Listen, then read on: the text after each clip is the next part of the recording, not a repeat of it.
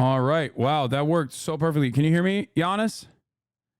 I Loud and can't. clear, Hasan. Okay, perfect. And I Cheers. can hear you as well. All right. What an honor.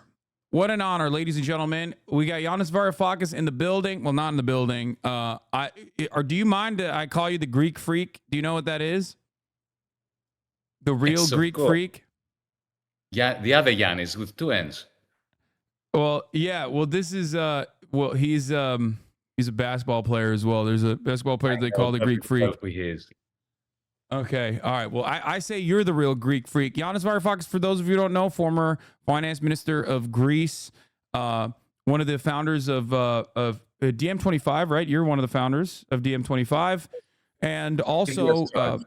fun fact that many people might actually really appreciate in our community, used to work at Valve and was responsible for the Valve economy. I don't know if people are going to like that about you or maybe hate you for it, but that is something that you participated in back when I guess Valve was a co-op as well. I don't know if it still is. It might still be a cooperative corporation. Not really. Valve today is very different to when I was there in 2011, 2012. I studied the economy and I had a great deal of fun doing that. But as it so often happens, the best intentions often evolve into lesser outcomes, more corporate outcomes. So I don't recognize that place the way it was back then. All right. Yeah, no, I mean that's just that's the corrosive nature of capitalism, I suspect. Indeed. Even though, we're hot and cold on Gaben. That's what we call him here. We're hot and cold on him. We're hot on him when he decided to change the prices of video games internationally and adjust them to market rates and currency fluctuations in their respective countries. Turks love him a lot for that reason. But then I think he's changed on that front as well. I myself do love the Steam Deck. I ride for it. I use it on a daily basis as my daily driver. I don't know if you know what that is. The Steam Deck is a piece of hardware that Valve created. Of course. I think I know it's. what it was. What's up? Can you say that again? No, of course I know what it is. And I have Oh, to say that Gabe, because I know him personally, is a super smart person and a very sensitive person. And a person, whether you agree with his moves or disagree with his moves, his soul does not come from the United States. It's an anarcho-syndicalist soul that has emerged from the black and red movement in Spain without him even knowing that. But then, of course, when you're embedded in a multi-billion-dollar enterprise, as I said, the best intentions evolve into pretty terrible outcomes, if you know yeah. what I mean. But we won't talk too extensively on Valve, of course. Today, we're unfortunately talking about something a little bit more serious than that. Although we can get back to that, and I'll have you on as long as you want to be on. I'm a big fan of yours for many, many years. I oftentimes will paraphrase some of your quotes. Like one of my favorite ones is when you say "borders are a scar on the face of the earth." I love that one. I value your perspective quite a bit. I loved when you were talking about BRICS nations. I'm going to try to not be as big as a fanboy here about you in particular, even though just so this community understands, you guys in the chat understand. Like, I mean, I think that, Giannis is a legend. So let's talk about it. You were slated to speak in Germany recently in Berlin at a Palestinian Congress, right? It was a conference to speak out about the atrocities that are happening that Israel is perpetrating in Gaza, and the Berlin police came in and quickly, in a very Gestapo-like way, dealt with that. They refused entry into the country for I think it was Abu Ghassan Sita, who is a British Palestinian doctor who was early on in the Gaza Strip, operating in the Gaza Strip as a healthcare professional. and they refused entry into the country for him, and then they quickly and swiftly dealt with the conference. What do you think about what's going on in Germany, spiritually, holistically? What the hell is happening over there? To begin with, thank you so much for the kind words. I don't want fans, I want comrades. This is a struggle. This is not lifestyle. This is not show business. This is a major struggle for the spirit of humanity. And Germany is a battleground because, once again, a proud nation, a proud people, the German people, are being dragged by their political regime, not just the government, but the whole of the spectrum of the political personnel, including their media, of course. They're being dragged into yet another genocide in their name with their complicity, as if the genocide of the Palestinians, rivers of Palestinian blood, can wash off their guilt over the Holocaust. It can't. And this is why, months ago, together with the very brave comrades in Germany of the Jewish Voice for Peace, for a Just Peace, with whom we have worked to organize the Palestine Congress, along with Palestinian organizations, NGOs,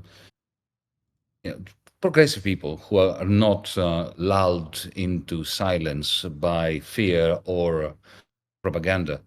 We put together that Palestinian Congress. And since we are not in a great hurry, let me give you the background, because I think the background is important.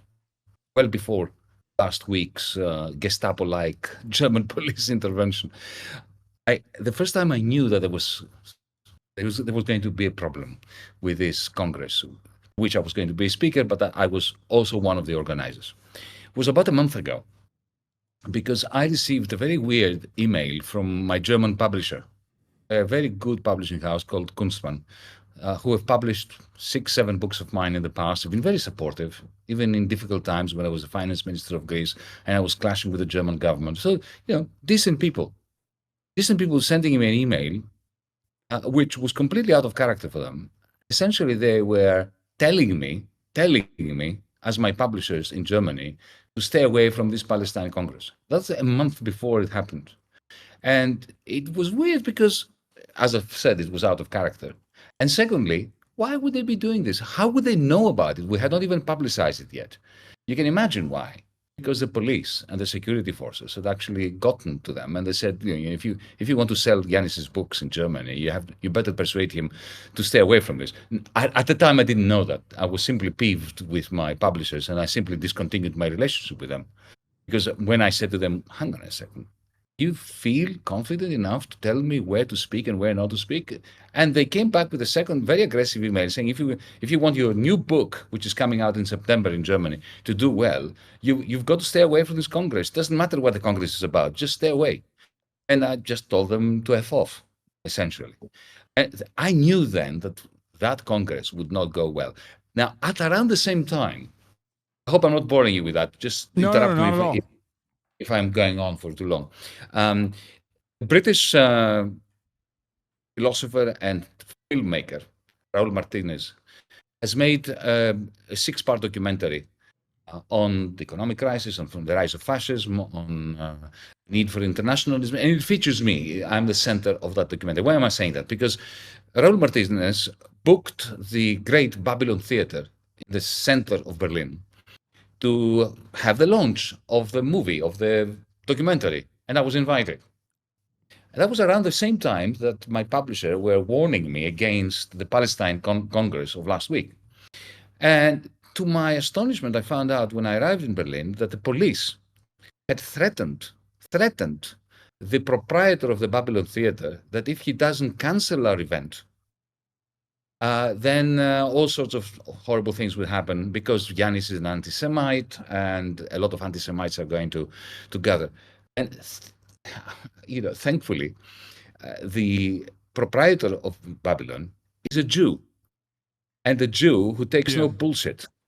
And he told the police to get, to stuff their their advice and their threats. And we had the regime, the launch of so I knew that something was afoot in Germany. And then there were lots of attempts to cancel our event. The bank account of the Jewish Voice for Peace in Germany, which is a German organization in Germany, German Jews. Their account was frozen by the state.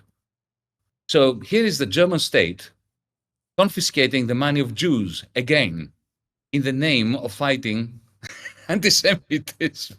Yeah. Around the same time, you may have heard of a wonderful woman who lives in Berlin. Her name is Iris Hefetz. She's a psychoanalyst, an Israeli Jew who lives in Berlin. She's a comrade of ours. She staged a protest, a one-woman protest. I don't know whether you heard about that. It was a remarkable moment. She was walking down the street on her own, and she had a placard. She had written herself and said, as an Israeli and as a Jew, stop the genocide in Gaza. And a white Aryan German policeman arrested her for anti-Semitism. Just like with Uri, right? Who was also I don't know if it was the same cop, but it is the optics of it as well. And I know liberals care about optics more than anything else. The optics of it as well were very shocking to see this like blonde Donald Trump looking German oaf arresting a Jewish man with a yarmulke on as well, and you know they don't really care about it at all, I guess. Yeah, it's just absurd. I think they're digging their own hole now. The German system, the German regime, and they don't even realize it.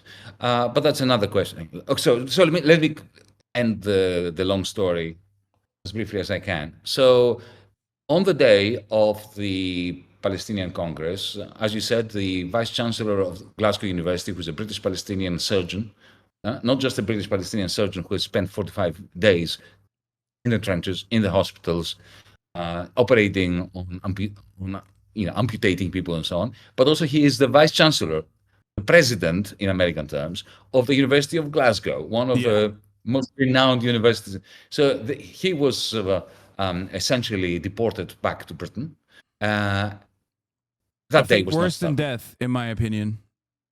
Yes, and you know, our little Congress venue was surrounded by 2,500 German police. 2,500 German police for 500 of my colleagues. Most of them were harassed; they were not allowed to get in. One of the young Jewish protesters, who had his own little placard which read "Jews Against Genocide," was apprehended. At that point, because he is a humorful guy, he said to them, would it have been okay if it read Jews in favor of genocide? At which point they hit him because they got annoyed with him. And he ended up in a prison cell. In the end, the Congress gets underway. At some point, the police bust in, they grab the microphones, they tear them apart. Another small but telling detail, if this was a movie, it would have been a good scene. They try to get into the room where the technicians' room, where the servers were supporting the live streaming. And one of our organizers was actually giving them the key to get into that room, and they refused it. And they used force to break down the door instead, even though we were giving them the key. In other words, this was a declaration that they wanted force, they wanted violence, they wanted to create a climate of fear. Anyway, that happened about 30 minutes before I was due to speak over Zoom. I was here in Greece. And of course I couldn't because the live stream was discontinued. So what I did was, as I'm sitting here talking to you, I recorded my speech on my computer. I uploaded it on my blog. And clearly the authorities were not particularly pleased by that. So the next day, there was a demonstration by our organizers, and a police constable approaches our organizers and warns them against my voice being heard over the loudspeakers of the organizers, because there was an order by the Ministry of the Interior to ban me not only from entering the country, but also from entering the country digitally or through audio files, even if they were pre-recorded, which, you know, the mind boggles, absolutely boggles. Since then, the government has managed to lie to the German people, to the public generally, to me, in writing, at least 3 or 4 times, First, they denied that there was a ban on me. Then they said there was a ban on me. Then they said they were going to give me in writing the reasons for the ban, because I've never been presented with anything in writing explaining the ban. And now, today, I received a letter from the German police, the National Security Department, which is eerie the moment you hear the National Security Department of the German police, right? Your hair stands on end, even though I don't have much. And it read that, yes, we told you that we would give you the reasons for your ban, but we're not going to, because doing so would jeopardize the capacity of the German state to coordinate with other security and intelligence services in order to prevent national security threats to the Federal Republic of Germany. So this is where we are. Yeah. Similar thing has occurred here in the United States of America and has occurred time and time again. Maybe not to the same severity as the German government, because we do at least have like freedom of speech, which the way that people advocate for it is oftentimes for opening up spaces to more reactionary thinking and more reactionary thoughts. But in some respects, there's a little bit more of an allowance for, I guess, radical outside of the box thinkers under normal circumstances, like criticism of Israel do not get met with, in normal circumstances at least, do not get met with criminal liability, criminal punishments. However, our universities, which are supposed to be battlegrounds for free speech and ideas to test their mettle in the marketplace of ideas, have seemingly shut off one type of information from public discourse pretty desperately. An example I obviously would like to bring up now is Columbia University. I don't know if you're familiar with what's going on with the student protesters out there. They disbanded a lot of the groups, including Jewish Voice for Peace, and they suspended a bunch of students, including overnight taking away their access into residential halls, leaving them stranded in the middle of New York. And also on top of that, mass arrested a bunch of campus demonstrators. There's another example from USC with a valedictorian who, in almost an incredibly ironic way, a valedictorian who minored in, and this is the USC's own terminology for it, resisting genocide studies. Because at the USC, it's not just called genocide studies, it's called resisting genocide studies, which she had minored in. A hijabi student was denied her right to do a valedictorian speech, as is customary under normal circumstances, denied for security concerns, similar to what the German government told you. Of course, this is the very same USC campus that has been a hotbed of conversation about how Milo Yiannopoulos has to come on campus, and he did. Ben Shapiro has come on campus and delivered speeches with police protection, mind you. But of course, when it's a valedictorian who is going to maybe mention Palestine, well, that's too much of a security breach for the USC campus, for, I guess, USC donors in general and the alumni, that they had to cancel her speech. So the obvious hypocrisy was always pretty apparent to those who have been paying attention to the plight of Palestinians for many, many decades. I've routinely brought this up as a counterpoint to the likes of Barry Weiss, who fancy themselves to be champions, who have champions of free speech, who have tailored their entire right-wing commentary around, even when they were at the New York Times, around how they are advocates for free speech, and that's why we have to allow these like super far right speakers on campus who also personally would do everything in their power, and Ben Shapiro as well, do everything in their power to stop any kind of student activism from ever happening on college campuses, even before this new post-October 7 environment that we're in. Going as far as collaborating with Canary Mission, which is a doxing operation, and utilizing the deans and utilizing university administrators to basically suppress any kind of pro-Palestinian sentiment. So, the situation has been really bad for a very long time. However, I guess one thing I wanted to talk to you about was maybe pulling ourselves out of this conversation for a second and thinking about a broader picture here, because things have been very different since October 8th. Now we're in the 7th month of the seemingly endless ethnic cleansing campaign in Gaza, but public sentiment has shifted dramatically in the direction of recognizing Palestinians as humans, and also even, dare I say, advocating for Palestinian emancipation. What do you think about all of this?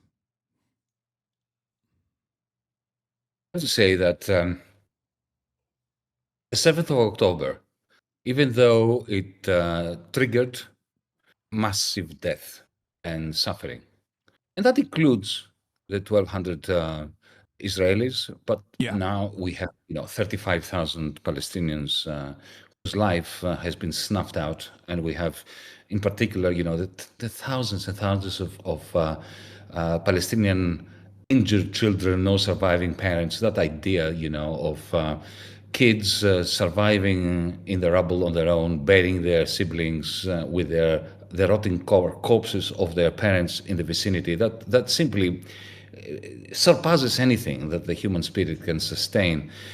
Nevertheless, as somebody who has been to Gaza in previous decades, who's been to the West Bank, who has seen the ironclad apartheid state in all its brutality, even when nobody gets killed, just watching a line of people trying to cross a checkpoint near Kalkidia or Ramallah in order to go to the hospital, in order to go to their work, and to sustain the ritual humiliation of the agents of the apartheid state, which has been established now for decades.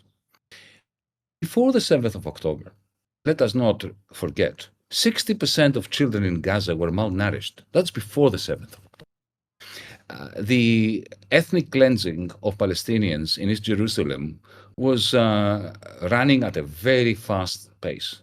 Similarly, in the West Bank, the settlers were constantly eradicating whole villages under the IDF's supervision and assistance. The Arab states that had sold their soul to the devil long time ago, and here I mean the United Arab Emirates, Saudi Arabia, Jordan, and so on. And they the devil being Western capitalist imperialist interests in the region, specifically America. Totally, in the pockets of American capital, not even European capital. And they were quite happy to allow the Palestinian people to be ethnically cleansed as long as there was peace and quiet. You saw that the United Arab Emirates established diplomatic relationships with Israel, no conditions attached regarding even a discussion of the so-called two-state solution. Saudi Arabia was coming next. At least now, the blood of so many people has given rise to, exactly as you put it, to a change of heart, especially amongst the youth in the United States and everywhere else. And to allude to something you were saying earlier, to the restrictions in free speech and generally in the capacity of the American people to discuss sensibly and with a modicum of mindfulness the question of universal human rights from the river to the sea. It reminded me, as you were speaking, of the great Edward Said, who once commented that unless the Palestinians are liberated, it is the Americans who will remain in a state of pseudo-democracy. That's interesting. I think that, I do think that America is in a state of pseudo-democracy, even outside of the Palestinian question. I think it's very prescient. The Golda quote that I bring up quite a bit, I think, is flipped on its head. Do you know the one I'm talking about, where she says something along the lines of like, Palestinians will never know peace until they learn to love their children more than they hate Jews. And I think that is much like many of the things that Zionists have said time and time again about like both the inception of the state of Israel and the defenses for why Israel must maintain an apartheid, has always been a case of pure projection. Like I've never seen something so perfectly devoid of any kind of logic and just like almost entirely flipped on its head. Where I think that there's truth to what Golda Meir is saying, as long as you flip the script, flip the narrative, and talk about how Israel will never know peace until they learn to love their own children and want to protect them more than they want to kill Arabs and Palestinians as a whole. And I think that what you brought up as far as 60% of Palestinian children facing malnourishment, that predates October 7 and the subsequent siege that occurred and is still ongoing, is a perfect demonstration of why October 7 happened to begin with. This does not make it right. This does not make it good. It is still a tragedy. There were still acts that certainly can be clarified as acts of terror, considering that there were civilians who were targeted and killed in the process. However, while it was unprecedented, it was not unexpected in any sense of the word. You cannot push people into a corner, back them, jail them, humiliate them for 75 years, and expect them to be servile and expect them to not want to resist. It's a very normal human condition, something that gets lost in this conversation, I think. Having said that, however, I want to move on to, I guess, now that we've discussed the changing of the narrative, especially amongst the youth, some of the ways in which our organs of propaganda are reacting to that change. And I do feel like there's a sense of desperation here, especially as it pertains to like the TikTok ban.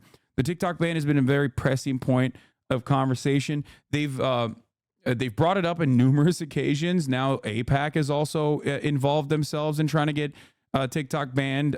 There was a leaked audio of the president ADL, which for those of you who don't know is the Anti-Defamation League, but I like to call it the Apartheid Defense League. Had been warning about how TikTok was brainwashing the youth into repeating Hamas and Iranian propaganda, as he said. Those were the words he used. And now American Congress, both for financial gain and also now as a matter of, in their opinion, national security, want to move the ownership of TikTok away from ByteDance and give it to the hands of a trusted American capitalist instead. Do you think that will? Do you think that there's any chance that something like this would pass? I mean, what does that say about American hypocrisy as far as free speech? What are your thoughts on that? Of course, there is a very strong chance it will pass. I'll be surprised if it doesn't pass. But Hasan, allow me, I need to make a point regarding the storming of the wall of shame around Gaza on the 7th of October. Yeah. Because one of the reasons why I'm being vilified and disinvited and demonized here in Europe, at least, is because on the 8th of October, I made a very staunch separation between two separate issues. One is the atrocities that were committed by members of Hamas against civilians. I condemn every single atrocity, whomever the perpetrator might be or the victim. But I've separated that strictly and staunchly from the resistance, the armed resistance to an apartheid system designed as part of a slow-burning, inexorable ethnic cleansing program, which involves creating, back in 1948, the open concentration camp, which is the Gaza Strip. Resistance to that wall, to that barbed wire, bringing it down, armed resistance to that is not only a right of the Palestinians who are encased inside that barbed wire, it is a duty. In the same way that prisoners of war, according to the Geneva Convention, have not only a right but a duty to try to escape, the 2.2 million Gazans have a duty to themselves to resist and tear down that bloody wall. That is a separate issue from the condemnation of attacks on civilians. I need to be very clear on this. Let's go back to TikTok. No, well, you and I are both on the exact same page. I always make this separation that, like, although terrorism is a political designation for non-state actors, regardless of ideology, regardless of what their cause is, whether it's moral or immoral, just or unjust. Ultimately, the way I classify our understanding of what it means to do terrorism colloquially, I classify that as targeting civilian populations, regardless of devoid of political ideology. I think that that is the line that must be drawn in these circumstances. And so I do agree with you on what you said as well. That was something I said something similar on October 8th as well. Didn't stop everybody from still pouncing and saying that I love decapitating babies and that I am HasanAbi.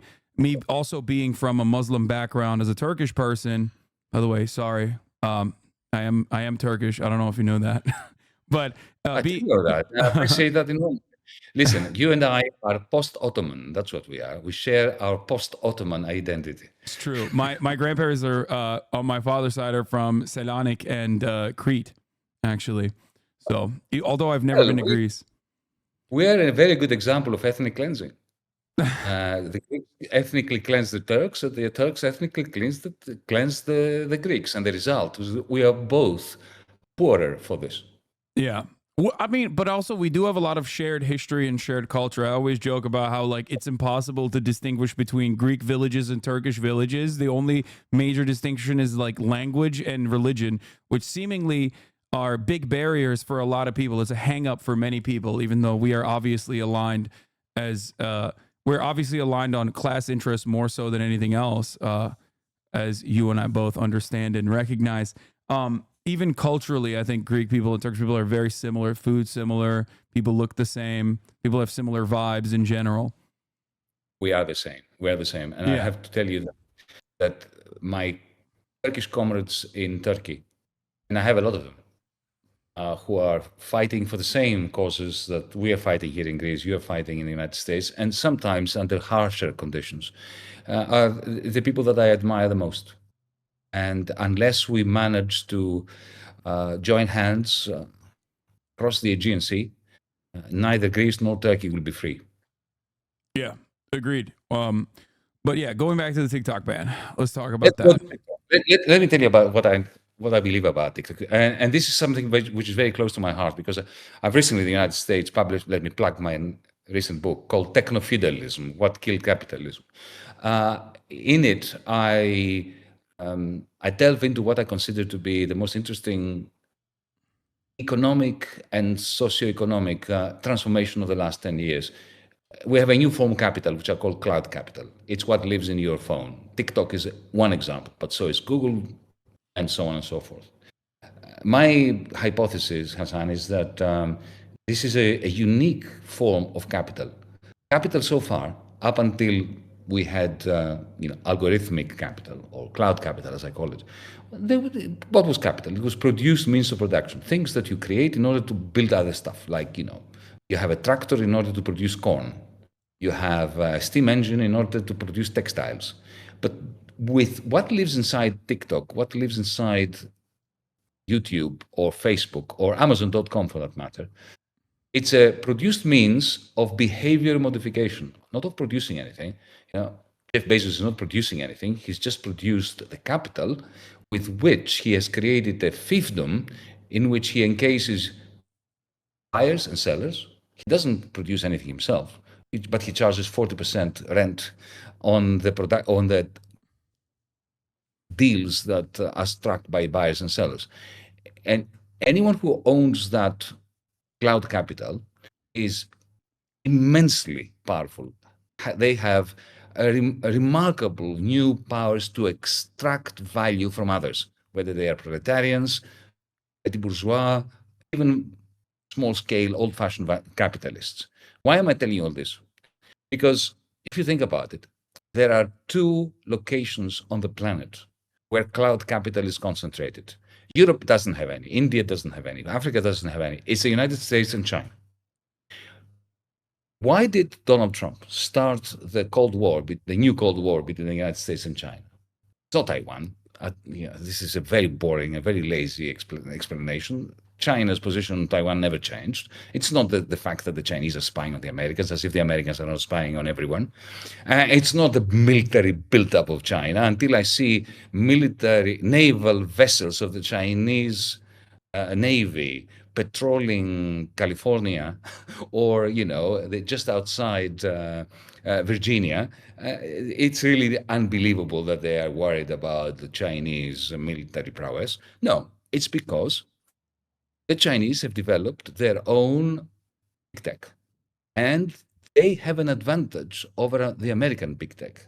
And let me tell you what my hypothesis is to the nature of that advantage. In the United States, you have Silicon Valley, big tech, and you have Wall Street, two centers of massive power. Wall Street extracts huge financial rents from the rest of the world, primarily, of course, in the United States, and big tech extracts what I call cloud rents, algorithmic rents, call them if you want, right?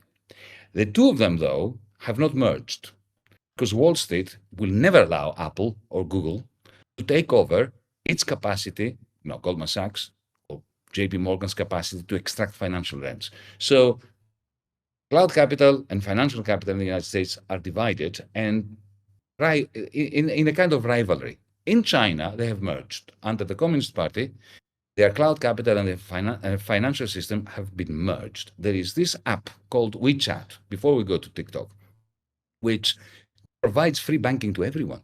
Free banking to everyone. You can make transactions to anybody independently of where they are banking. Imagine that in the United States, Wall Street would never allow that. Well, Elon Musk wanted to do that. I'm just kidding. He's not. No, either. But Goldman Sachs will not allow him. Well, Goldman Sachs, I think his own incompetence will never allow him, but that's besides the point. Well, yes, indeed. Even if you had the most competent version of Elon Musk, Wall Street would murder him, would find a way of annihilating him. Whereas in China, they have merged.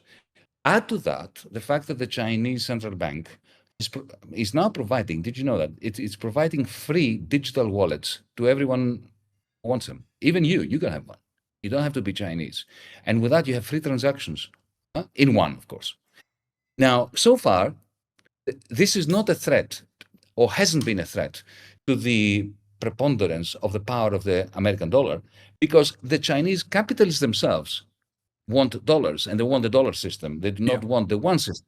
But the war in Ukraine, by confiscating $400 billion of Russian money, the United States and the European Union, it has created a lot of interest in Saudi Arabia, in the United Arab Emirates, in Indonesia, amongst oligarchs, Russian oligarchs, of course, but some Ukrainian oligarchs too, in putting their money in the Chinese system, as a hedge, in case the Americans get pissed off with them and confiscate their money in the way that they confiscated the Russian money.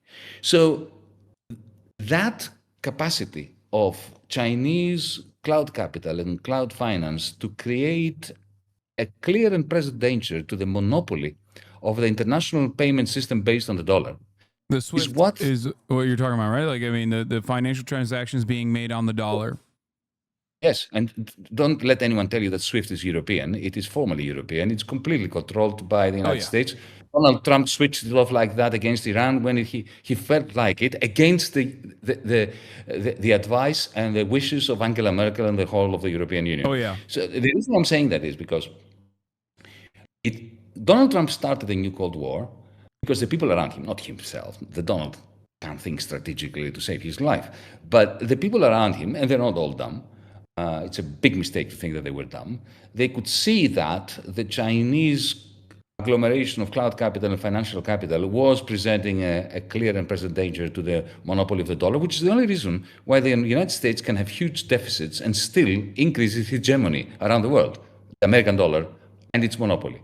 They could see that the Chinese were about to create a superhighway, digital superhighway of payments that was competing with the American dollar. And they started with banning Huawei, then ZTE, remember, then these quite large tariffs on Chinese exports. And then Joe Biden comes in and turbocharges the new Cold War by banning advanced microchips from going to China. Why? In order to slow down the development of this superhighway, digital highway of Chinese financial and big tech capital. TikTok was always going to be one. Donald Trump has been talking about TikTok a long time because it's part of this attempt to bring down Chinese big tech. Because, as I said, it is only Chinese big tech which has a very able competitor to Google, to Facebook, to Instagram, to all that. Nobody else does. So TikTok was always going to be targeted. Then comes Gaza. And I'm sure you have experienced that. My tweets on Gaza are not seen by anyone. I have 1.2 million followers. Almost no one sees my tweets because the algorithm owned by Elon Musk makes sure that when I tweet something about Gaza, me and my dog only hear it or hear the tweeting sounds. But TikTok is very different because they cannot control it. So they already had a reason to ban or take over, Americanize TikTok. And now they have an even greater one. And they never let a little crisis like Gaza go to waste when they have a long-term new Cold War program for defunking Chinese big tech. But I don't think they will manage to do it. Even if they take over TikTok in the United States, even if they ban it, I think the United States establishment is on a losing streak. Yeah. No, I absolutely agree. I think one of the reasons for that is because, and I guess I hate to admit this, but like the Dengist Gambit, as I like to call it, is a very successful one because the greatest weakness that Western liberal capitalist democracies presents is their actual biggest strength, the strength of like social liberties, civil liberties to a certain degree, of course, but more importantly, treats, the treat economy, as Matt Christman used to call it, of Chabo Trap House. The idea that like we love treats, and that is that has a sedating effect on all Americans, all people living in the Western world. That like government interference with our treats can never happen. That we will get very upset, especially here in America. Like a big part of the COVID lockdown protests originally were not on the virtue of like, oh, we can't get money, we can't work, but it was actually about like not being able to get a haircut, not being able to go to Applebee's. And while it seems really silly, I think that our appetite for that sort of thing was very, very usefully weaponized, I guess, in some respects, by the Dengist government at the time. And that paired up with obviously the interests of capitalists that were consistently in the face of profit rates declining, wanted to squeeze out as much profits as possible by outsourcing labor to China, which was going to be very cheap. So that I think was obviously very successful in bringing about this incredibly prosperous Chinese development over the course of the past couple of decades. And I think a very similar dynamic exists within TikTok as well. Obviously, social media is heavily regulated internally in China. TikTok doesn't exist in China. They have Douyin. They have a different version of TikTok in China. And yet, they have a very valuable Western-facing product that America only makes up, I think, like 10% of the market share on, or the user base on. I'm sure that like they probably generate a lot more value from the American market in general. But overall, it has been phenomenally successful because it offers, in the simplest terms, what Americans want to see. It's very good at giving you exactly what you want to see. It's very good at being addictive. The lack of restriction and the lack of regulation that is at the core of, I guess, like American identity, American individualism, is what is inevitably causing our own downfall in many respects. If you were to think about TikTok as though it's like is a very successful product, a successful product that does not exist in China, and the very same product exists very differently in China, as a matter of fact. Does that make sense? Absolutely, absolutely. The small mercies in Western life that you describe as treats have always been marketized and commodified superbly by American conglomerates, whether this was Coca-Cola or McDonald's or Hershey's or whatever. We've seen this in Mad Men with Don Draper doing a fantastic job at commodifying all this. Commodifying nostalgia, commodifying the need for escapism and all that.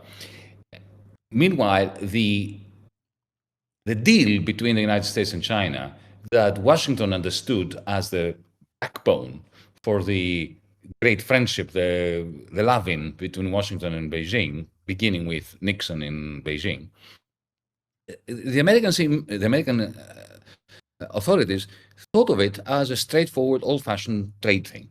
Aluminium is produced no longer in the United States, produced in Shanghai, it's shipped over, it goes through the process of the customs office. The American government can control the tariffs, it can control how much aluminium goes in. They can slow down the degree to, the speed at which aluminium is going into the United States. In other words, it's done under the terms of the United States. The Chinese capitalists producing the aluminium depend on the dollar. They keep their money in Wall Street. They buy real estate in Miami, so they are controlled.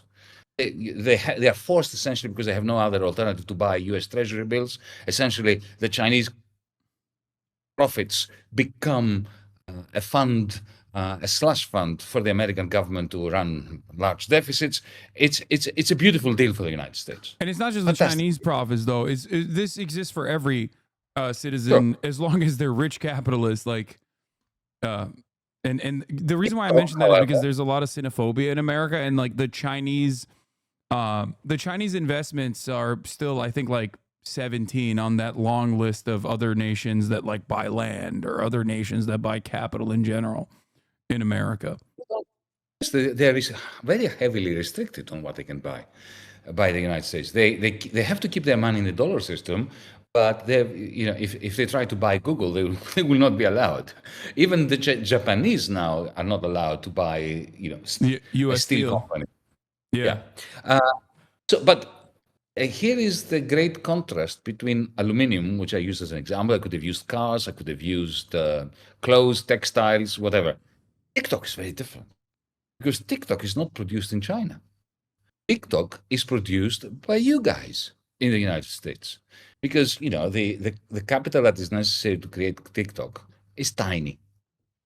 Of course, by your standards and mine is large, all the servers and the stuff. But in terms of the greater scheme of things, there's not that much. It was a very clever algorithm, but how much did it cost? A minuscule amount in comparison to how much it takes to produce aluminium and send it over to the United States and so on, right? And who is the real producer of the capital stock of TikTok? You are. Every time you upload a video on TikTok, you are adding to the cloud capital of TikTok. And that maddens the American authorities because here you have a business model, a Chinese business model, which operates in the United States. It doesn't have a productive base in China, but it amasses monies, which in a manner, through a process which is not under the control of the Customs Office, of the IRS, of the Trade Department of the United States, of the FTC, of the Federal Reserve. And that, to them, is anathema. They would love to have it in China, but they are loath to allow the Chinese to have it in the United States. Yeah, you can't make our citizens your digital serfs. Only we get to do that, is what you're saying. Indeed. Yeah, Absolutely. as a serf myself, because I am very much a part of, obviously, techno-feudalism, my rent seeker being Jeff Bezos here on Twitch, because this is an Amazon-owned platform. I am consistently giving a percentage fee for being able to operate on the internet in the way that I do, back to Twitch, and by way of Twitch, back to Amazon, back to Jeffrey Bezos. Yeah, I see the point that you're making. I agree with you. I don't know if TikTok will be banned, though, because I think that, like I said, it is a very powerful, the only tool of resistance that the Americans successfully ever deploy against centers of power is when their treats are taken away. Like, because this entire project relies on you having unrestricted, unfeathered access to said treats, including TikTok, including but not limited to TikTok. And once those things get taken away, people get very, very upset. So I don't But know. that's why ByteDance, the owner, the Chinese owner of American TikTok, would be mad to divest. They should throw the ball in the court of the United States authorities and say, if you want to ban us, ban us. We're not selling. Yeah. I mean, that's why would they? It's a very powerful tool in general. I don't think they're gonna sell. I think that they are going to, yeah, they're gonna force the American government to make a very unpopular decision that many, not just like random people that enjoy TikTok, but also many small business owners are going to be frustrated by. Because the reality is that there are a shit ton of small business owners, because it's like one of the only viable economic forms of upward social mobility, which is basically just a forgotten dream for many Americans. But that it's small business ownership in the form of in the digital space, like selling T-shirts and whatnot. This is like Indeed. one of the last bastions of the of being able to realize some semblance of the American dream. One of the last avenues where you can do that. You're absolutely right. And at the same time, let's not forget what my friend Cory Doctorow says about Amazon and American conglomerates in the big tech space. He has a fantastic word, I'm sure you know it, the process of NCTification. So Amazon began, and Facebook began by being nice, both to users and to sellers, to publishers, for instance, people like yourself, or newspapers, or small businesses, until they became absolutely, these small businesses and publishers and users became completely beholden to the platform, utterly dependent on it. And then they started piling shit on them and essentially blackmailing them.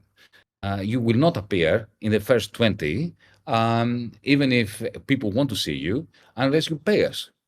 And TikTok hasn't done that, at least not yet. So I'm reinforcing your point that small businesses that have been completely exploited and they hear the word Amazon and they freak out. If you take away TikTok from them, given that it's their last resort, they will be particularly peeved. But then again, the United States authorities have shown in the past a remarkable capacity to, treat Americans like fodder, and then not to pay the price for it, because the fodder simply stays at home, privatizes their fear, licks their wounds, and accepts their circumstances. Yeah, the thing that you're mentioning is also a byproduct of monopolization. I feel like all matter of tech, especially because it's like a new frontier to some, or was a new frontier when when Silicon Valley was expanding, I guess.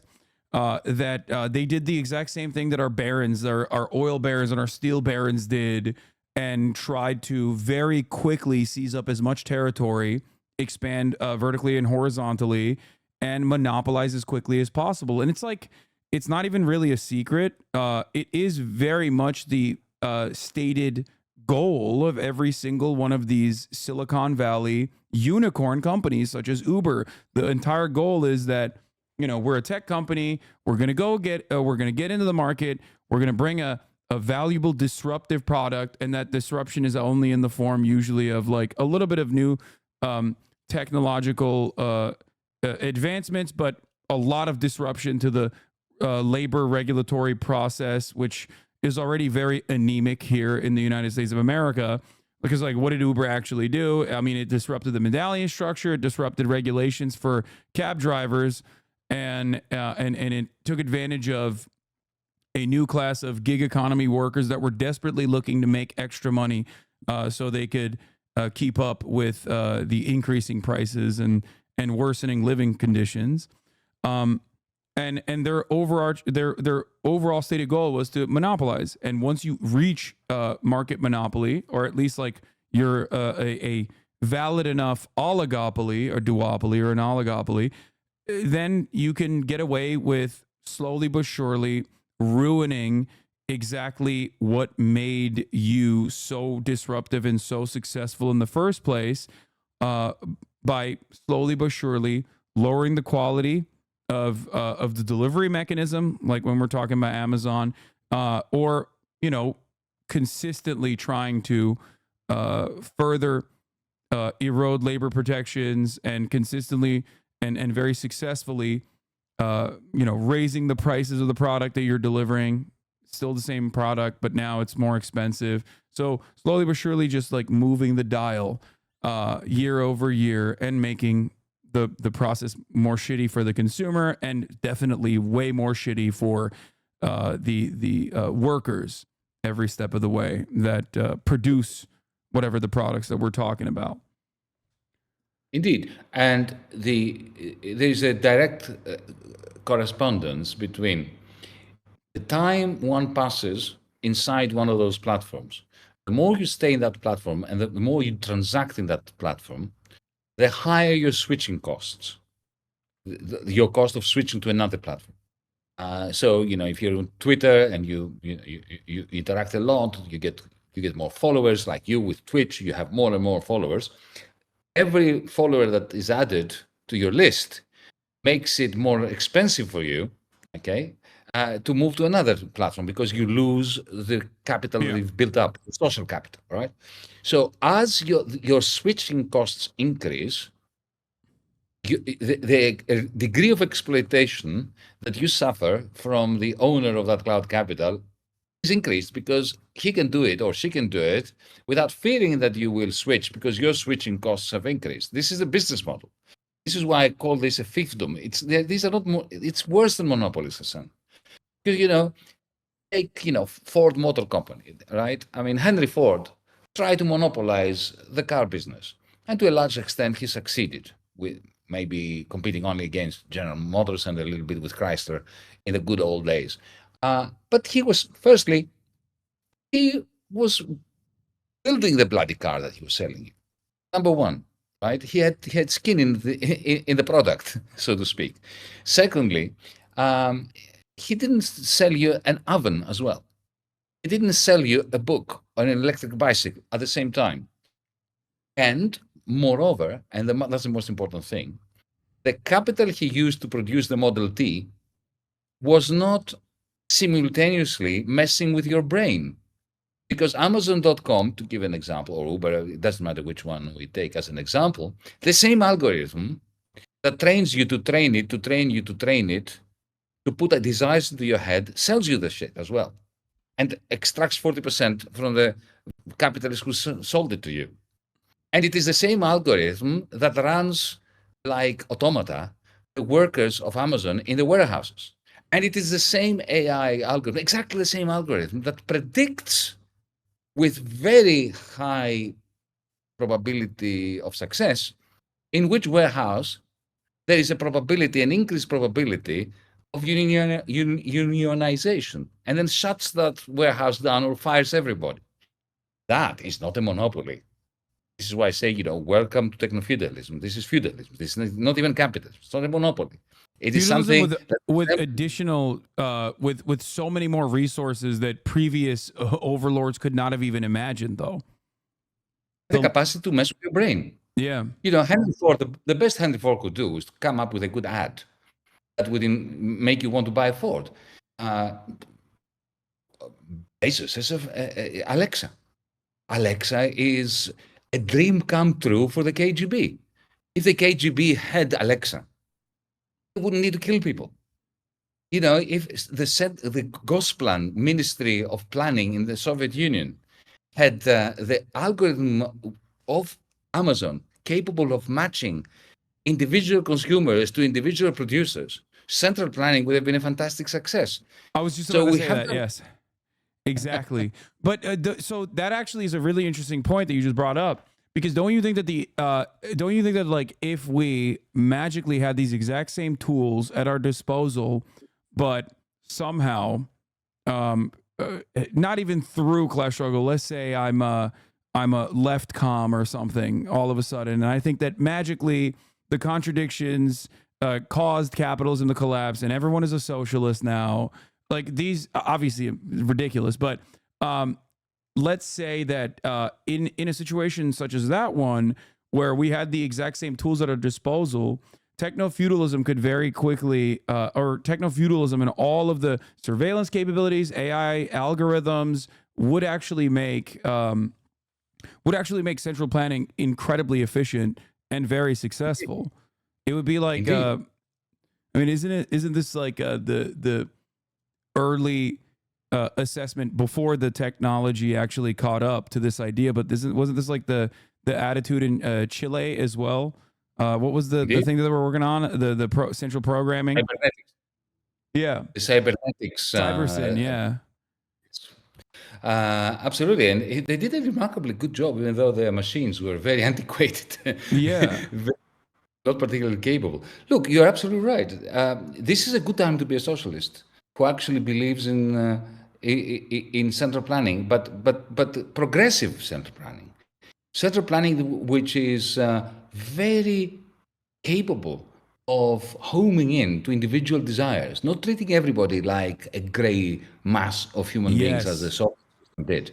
A libertarian Star Wars-like communism is now possible given the AI programs that are being developed. The problem is that because AI is owned by the 0.001%, it is being used in order to create something closer to Star Wars than Star Trek.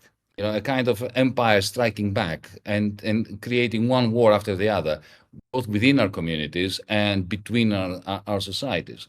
So the old lefty vision of grabbing the ownership of the means of production, but now it's not just the means of production or distribution or exchange, but it's also the means of communication, what I call cloud capital. Socializing cloud capital is the only way that the liberal individual can live again. It is the only way that we can be free. You know, otherwise our mind chains will keep us enslaved in the interests of the Jeff Bezoses and the Mark Zuckerbergs of the world. And once we have reclaimed our minds through socializing cloud capital, we can put it to work to create a new cloud capital commons. So imagine, instead of the algorithm of Uber being used to exploit drivers and users and our data and all that, imagine if it was in the service of a cooperative which owns the cloud capital and which operates on the basis of one worker or one driver, one share, one vote. And imagine that was the case in every enterprise, in every sector. Then we would have liberal capitalism. Communism. When you say libertarian, though, it's important to understand the distinction between you using the term libertarianism and what Americans understand. I don't think you're using it in the American anarcho-capitalist way. You mean libertarian in like the political theory. I use it in the old-fashioned anarcho-syndicalist fashion, where you see the problem with anarcho-capitalists is that there's nothing anarchic about them. Yeah, it's built upon an unjustifiable hierarchy. Obviously, the class dynamic there is like nobody can. Supposedly, they believe in freedom, but the only freedom they truly believe in is the freedom of conglomerates to enslave everyone. That's what the Millets of the world and the American libertarians. But for me, you see, I do believe in libertarian communism in the sense that it sounds like a contradiction. It isn't a contradiction. I mean, Karl Marx was clear in his hatred of the state. He said that under communism, the state would wither. You use the state in order to bring about something like a decentralized commons in which cloud capital and all other kinds of capital are utilized for the purposes of enhancing cooperation and shared prosperity. Well, I mean, I guess we deviate a little bit on that front because I do believe that this state is a necessity, at least in the early stages of transitioning into socialism. But we don't give it. I agree with you. Oh, okay. Of course we do. Yeah. I'm talking about the asymptotic case of where we want to get at. Yeah. So you brought up Millet, and I have a lot of questions that I fielded from my Discord. and there are a lot of fans of yours in my community, and they have actually surprisingly come up with really good questions unexpectedly. So I'm going to read one of them to you.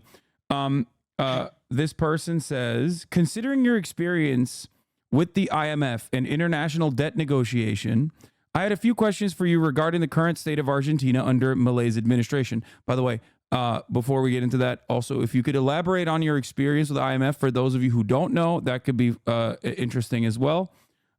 Just briefly, what do you think future negotiations with the IMF will look like under this new government in Argentina? How do you think the IMF will utilize their leverage considering this administration's willingness to cooperate with their demands? What do you think a future administration's plan to tackle this debt should look like? Firstly, my experience, I was elected in 2015 finance minister of Greece at a time when Greece was, well, still is, but it had already begun back then, absolutely bankrupt. We were the most bankrupt European country. And there was already an IMF-driven program of massive, inhuman austerity for the many and largesse for the oligarchs in Greece and the oligarchs outside of Greece. So my job was to negotiate with the IMF, the European Central Bank, and I only had one objective. My own objective was to haircut, to delete a large part of the Greek debt, because if you're in debt bondage, then you simply have no sovereignty and you just don't exist. So that's my background. Milei, what's his negotiation with the IMF like? Well, it is a negative negotiation. It is the opposite of a negotiation. The IMF are complaining, and I've spoken to people in the IMF with whom I still have some contacts. They are complaining that he is doing too much of what they had asked for. So it's a bit like, me and you negotiating. I want to buy a house, and you're asking 500,000, and I'm offering you $1 million. That's Milei's negotiation with the IMF. The IMF asked for a little bit of austerity. He got them 3 times more austerity. So essentially, he's in a slash and burn mode of essentially increasing the poverty rate to 80%, destroying all social and economic opposition to the very few people that he serves, and essentially turning Argentina into a haven for hedge funds, for those who will plunder the country. They will dollarize the assets that they will plunder, and the people will be treated like surplus to requirements. A lot of them will have to migrate. That is what Milei, judging by his actions, seems to be interested in. Now, what should Argentina do? Argentina should default on its debts. And it was a previous administration, or 2 administrations before that had absolutely inexcusably, after it was all over, after the original default by Argentina had been accepted by almost everyone, including hedge funds, that cretinous government, the name of the president escapes me, who is now supporting Milei, essentially went to the IMF to borrow tens of billions of dollars in order to repay creditors who had lost hope that they would get their money back. And the only reason he did that, he didn't have to do that. The only reason he did it was because debt is power for the rich. He wanted his own government to be even more indebted in order to have an excuse for imposing more austerity on his people, because austerity for the many increases the bargaining power of the oligarchs. Won't this inevitably, the thing is, although it is kept up by international interests, Western interests in general, Western capitals in general, but doesn't this only accelerate the demise? One thing that I see is that under, I guess, neoliberal regimes all around the world, one thing that we see is that the contradictions become more apparent to those in the working class, given, I guess, almost a century of Red Scare propaganda and also concerted efforts from the capital owners, completely gutting any kind of like labor solidarity that could have existed or any form that does exist. I feel like there is no counterbalance in any of these countries with respect to class solidarity and also a genuine push in the right direction, where I feel like we are slowly decaying as capitalism inevitably decays. We are slowly decaying alongside it, and in prior instances, I guess, given the way that the division of labor worked, given the assembly line structure that made it more permissible to do some kind of organizing, to unite alongside our relations to the means of production, I don't see a very positive outcome in all of this beyond our at first creeping walk towards fascism, and now, bouldering towards fascism that will inevitably restore order in the decay.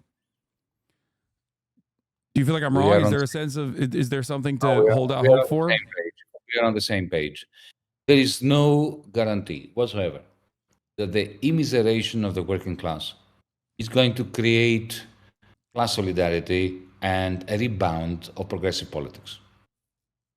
I was young when Margaret Thatcher was doing her thing in the United Kingdom, even before Ronald Reagan started imitating her in the United States. I lived in the United Kingdom.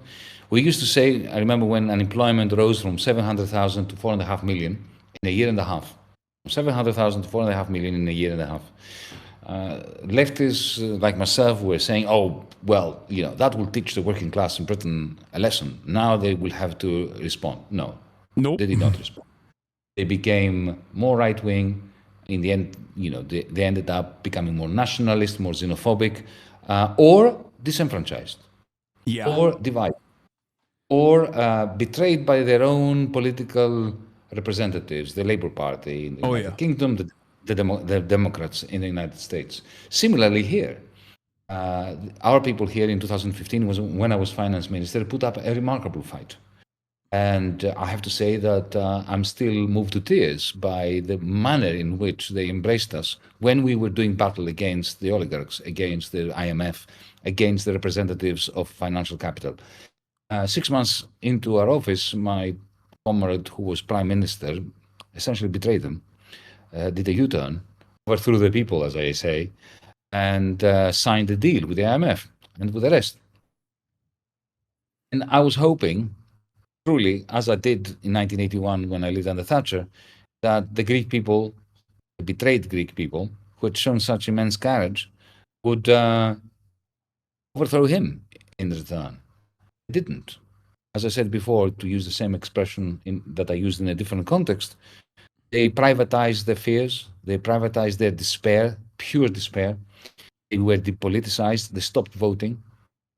And in the end, when they voted again, it was only between two evils, choosing the lesser one in terms of who would give them $100 more a month in the form of some kind of humiliating benefit. That is why there is no substitute to democratic politics, to organizing, never accepting defeat. There is no final defeat. There is no final victory. There are no guarantees. We may lose forever, and in any case, we are facing a climate catastrophe. But as I keep telling my friends and my comrades, I know I'm going to die. That is no reason for me to wake up in the morning and not to have, vivacity and energy and try to make a good day of it. Yeah. One thing, powerful words. One thing that I wanted to tie this into was also brought up by some of the questioners in the Discord was anti-immigration. Anti-immigration is an issue that you and I align on. We're both internationalists, or I guess maybe even globalists. I don't know, whatever people consider. Internationalism is different than globalism. Yes, it's not about the extraction of natural resources from the global south and exploiting them for, developing cheap commodities, but instead about rising everyone up. But anti-immigration is unfortunately incredibly successful, even though it's just incredibly successful. We saw Hillary Clinton look at, even after she lost the election, she didn't stop talking about this issue. And I remember her saying something along the lines of like, Europe needs to cave and capitulate to the right a little bit on their xenophobic sentiment in order to stay in power. Now, at the time, that was a message that was idiotic, in my opinion, and it still is idiotic. However, I guess, 4, 5, 6, 7, now 8 years later, that message has been heard by neoliberals who are center left or portray themselves as center left, but are actually center right. Emmanuel Macron has pushed a lot of xenophobic sentiment, very anti-Islam. Islam is seen as like the new villains in Europe, even though they were, I guess, the old villains, the sick man of Europe, the Ottoman Empire, and the like. And it's creating ample ground for genuinely, openly ideological fascists to say, see, they agree with us that these immigrants are actually a problem and that we are the solution to that problem. These guys are fake. They're never going to be as cruel and as brutal as we are to the immigrants. We will be, however. And I think that xenophobia now is led the Democratic Party to also take a similar stance. I don't know if you're familiar, but Joe Biden has been advocating in the most idiotic ways possible for Donald Trump's own border wall, a comprehensive white nativist anti-immigration legislation, and trying to use that as like a political tool. And I think that the only lesson that Americans learn who are not super tuned into what's going on is that, like, yeah, immigration is a problem. And if immigration is a problem, of course the right is always going to be the ones who have the real solution, because the Democrats are supposed to be a counterbalance to that in our duopoly, and in what looks like a duopoly, and even parliamentary systems now, like with the Labour Party in the UK. And I feel like this is creating ample ground for the rise of genuine fascist parties. And I do fear that I don't know how we push back against this. This question is, how can we both push back against the notion that refugees are economically damaging while not falling into the trap of analyzing the world in purely capitalistic economic terms? Because to fight this talking point on purely economic grounds is the seed ground of the capitalist that human beings must have economic value to find a place in society. Start. Hillary Clinton's advice to the center left in Europe was not only unethical and ideologically puerile, but it was also stupid from an efficacy point of view. Because let's face it, racism light can never beat full-blooded racism. You will never win against racists by presenting racism light. So what Joe Biden is doing now, being Trump light when it comes to the U.S.-Mexican border, is a sure recipe for defeat, even if you look at it cynically. Right? That's point number one. Point number two is that, look, Hasan, I've been worried about this since the mid-2000s, because as an economist, I could see that the Wall Street collapse, which happened in 2008, was inevitable. And that's when I got really, really scared, because I could see that what was going to happen in Wall Street was another 1929, our generation's, my generation's 1929. And what would follow would be, again, a monetary policy that was effectively socialism for the very few, for big business, combined with harsh austerity for the many. I could see that the left, and that includes me, so it's self-critical as well, we would all probably fail to put together a program that excites people and gives them hope, credible in their eyes. And the inevitable result of the discontent that austerity for the many and socialism for the big financiers and the big business would create would be xenophobia, just like in the mid-war period. I wasn't sure whether it would be the Jews or the Muslims or the Greeks or the Germans that would be the target of the new racists, or all of them together. Sometimes, the Greeks hate the Germans hate the Greeks. Everybody hates the French. Anti-Semitism good, is though. always on the rise. Not Whatever happens, anti-Semitism, hating the French. yes, indeed. I'm joking, of That's course, right? healthy. If that, uh, and this is exactly what is happening now. My third point, and this is a source of great pain for me personally. I've had massive rows with comrades, former comrades on the left,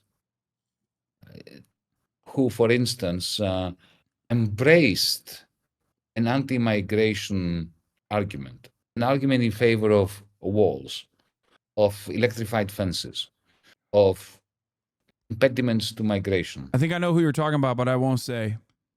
Let's not mention her name. But it's not just one person. Quite a few. I was thinking of a him, but okay, go on. All right. So let's not mention persons. Go on. And sometimes they often try to couch this in Marxist terms. They even quote a letter that Marx had sent to somebody in New York, deploring the fact that Irish workers coming to the United States, to New Jersey in particular, and to New York City, they were suppressing the wages of the local proletariat. And they use this as a reason for creating walls, for stopping migration. But they never quote the second part of the letter by Karl Marx, in which he is very explicit. What he says is, because the solution is not to stop the migrants from trying to find a place where they can make ends meet, the solution is unionization of the domestic workers along with the migrants. Yes. Right? But my left-wing comrades, a lot of them across Europe and the United States, you'll find it's very hard to convince even members of the DSA community, with whom I have a very good relationship and I think very highly of them. It's very difficult. They're scared of coming out and say, you mentioned before, once when I don't remember, in some interview I said that borders are a scar on the face of the earth. It is very hard for them to say that. They feel that they are going to be very severely punished. It's because they think you're not realistic when you say that. That's what it is. I think that's where it comes from. It's like the fear of coming across as like an idealist and not a realist, and falling into that same, in my opinion, sorry to call you out, but falling into that same like capitalist trap of capitalist thinking of like, oh, well, this is a part of human nature.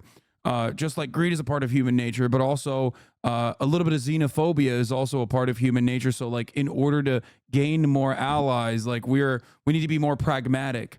And they find themselves unironically advocating for right-wing attitudes, reactionary thinking, in the throes of reactionary thinking. Except I think this is a very lazy form of realism, and it's not a very good and efficient form of pragmatism.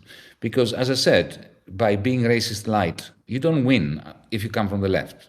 You just lose. You lose whatever ethical grounds you were standing on. Yeah. That's the more calculating criticism. But more generally, we of the left have to understand that the only way we are going to succeed in changing hearts and minds is if we say what we believe in and believe in what we say. I have a lot of comrades from my party, Mera 25, here in Greece, who are running now in the European Parliament elections. And some of them say, who believe like you and me that walls are electrified fences are just an abomination and need to come down. They do believe it, but they come to me seriously now in our meetings, our comms meetings and so on. They say, but Yanis, look, try not to talk about migration, because this is our soft underbelly. This is where we lose points when you speak out against the fence between Greece and Turkey. Right? There's a big electrified fence now between Greece and Turkey, which didn't exist until a few years ago. Don't talk about too much. And I say, no, I will talk about it a lot, because this is how you distinguish yourself from the rest. And yes, even if what happened to our notion of investment? Now, what is investment? It is a capacity to suffer a cost today in order to gain something tomorrow. So even if I lose half of my votes because I say what is right, this is how you educate the public. And this is how you invest in a future in which the public is not scared to say the right thing. Yeah. You show them that you give them, I think, the permission to be brave when you lead by example in that regard. When you show them that you're unafraid to say these things, many people will hear you, will listen to your reason, will also have that same shred of empathy, and will be courageous enough to also speak on these matters in a similar way. Indeed, indeed. And we need to do this when we are at our lowest ebb, when we are losing. Because if we don't do it when we're losing, that is when you have to build the foundation, your moral and ideological foundation.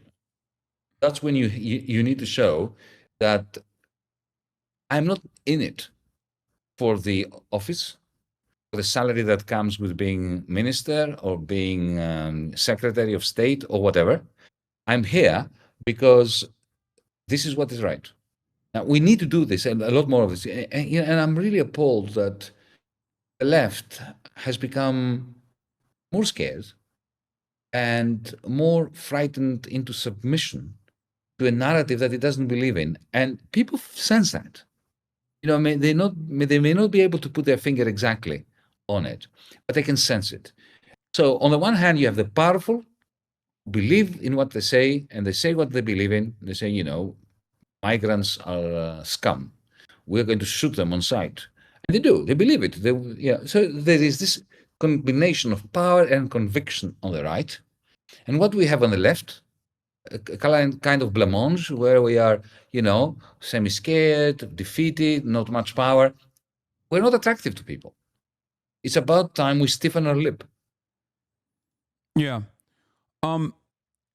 So one thing, I feel like you and I somewhat agree on the dynamic now, in the most reductive terms, being very similar, the political environment being very similar to the early rise of fascism after World War I.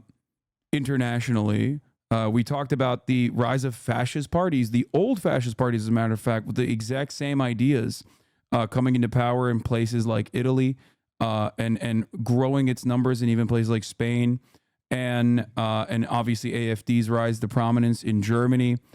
The reactionary right growing, or I guess like the feckless attitude from the left alternative in the form of the Labour Party in the UK.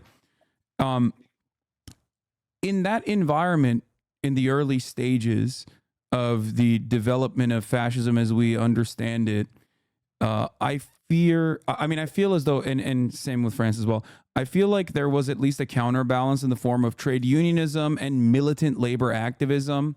And beyond that, there was also obviously the USSR for all of its failures, right? And there were plenty. There was also I guess almost, and this is going to be not undialectical, but unmaterialist thinking here. There was some, it was almost like a spiritual beacon for many, an example that they could point to, that they could say, like, look, this is happening with many failures, certainly, but there's still something different out there. And there was a state that was also even supporting armed resistance against capitalism, armed resistance against fascism globally. And I fear that no such counterbalance exists now. Or do you think that China is the counterbalance? I don't personally think so. I mean, I don't know. But do you feel like there's a difference here where there is no such alternative, no such state power to facilitate or even to prove that there is a counter to the way that things have existed under capitalism in the Western world for the past 100 years? I agree entirely with you. The demise of the Soviet Union was a catastrophe for the West, and for the working classes of the West, and for the middle classes of the West, even if they didn't realize it. Because let's face it, why was there a national health service in Britain? Why was there a New Deal in the United States? Yeah. Why was there free education for children? Only because the bourgeoisie, the ruling class in the West, was absolutely terrified that communism was coming.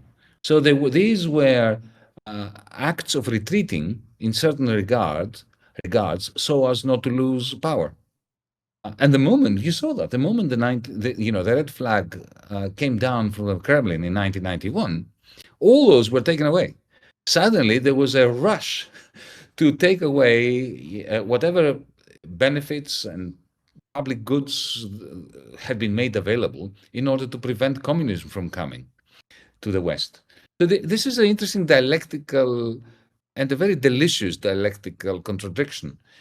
The West, the capitalist West, by invading the Soviet Union in its very early days, it created a realm of fear and terror inside the Soviet Union that led to the rise of Stalin, to the Gulag, and so on. So the West caused the Soviet Union to become barbaric to a very large extent. But the Soviet Union civilized the West. that's my way of thinking about it. But let me talk about fascism here. The fascism of the mid-war period compared to the fascism today, because there are many similarities. I made the point that our 1929-2008 paved the ground for the rise of the fascists that you refer to, the Orbáns, the Melonis, the Le Pens, the Alternative for Deutschland, the right-wing Brexiteers, Donald Trump, Modi in India, Golden Dawn, and the New Democracy here in Greece, and so on and so forth. But there is a fundamental difference. One you mentioned. There was a strong trade union movement in the 1920s and 30s, which doesn't exist today. That you mentioned, I need to mention it myself. But there was also something else. The fascist parties, because of the strong union movement and the strong left-wing, social democratic, communist parties, anarchists in Spain and so on, because of that, the industrial capitalists, the industrialists, financed directly the fascists. So Mussolini and Hitler would never have gotten into power if it was not for the big business, industrial capitalists, that actually saw in the fascists a bulwark against the left. Can I interject here as well? Because this is a complementary point to the testament of the strength of militant labor movements, that the early fascists, before they completely openly subscribed to fascism, also portrayed themselves as socialists, or well, not real socialists, but like they used the very popular agenda of economic socialism, I guess, without actually ever subscribing to it, of course.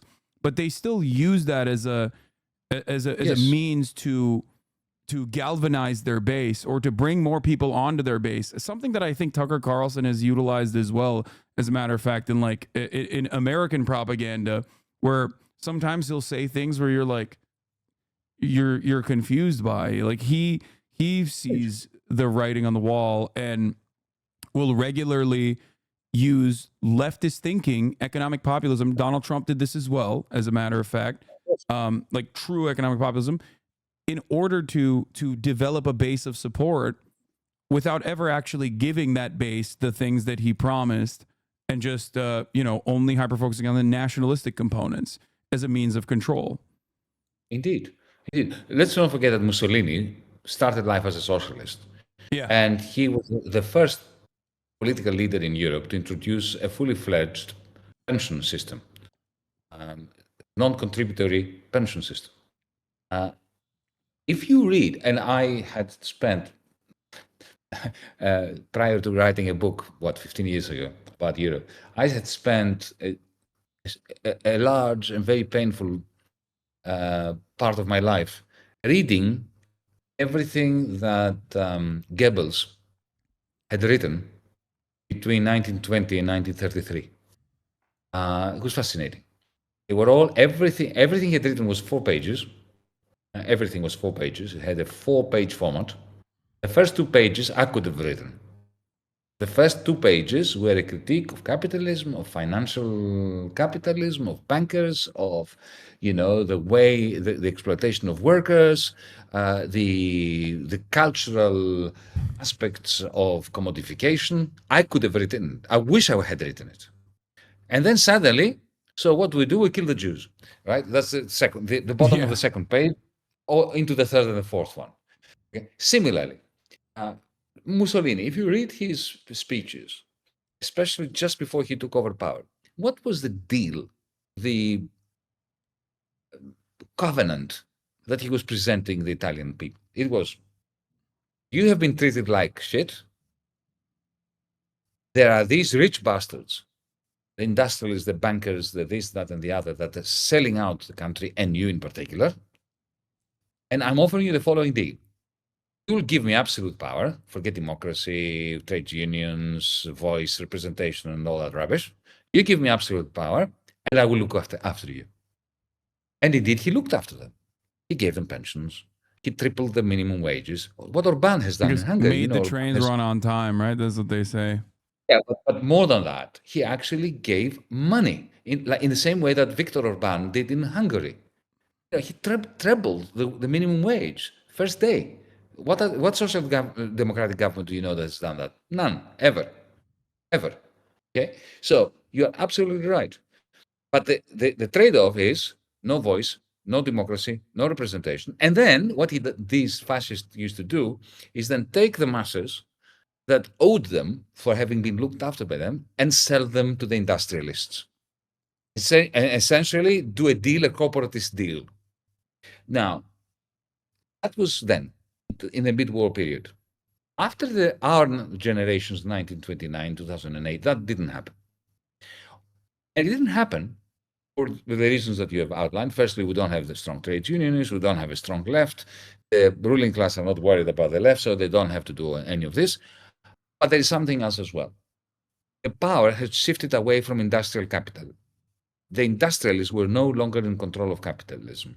After the end of Bretton Woods in 1971, and by the time Ronald Reagan had taken over under the stewardship of the Federal Reserve by Paul Volcker,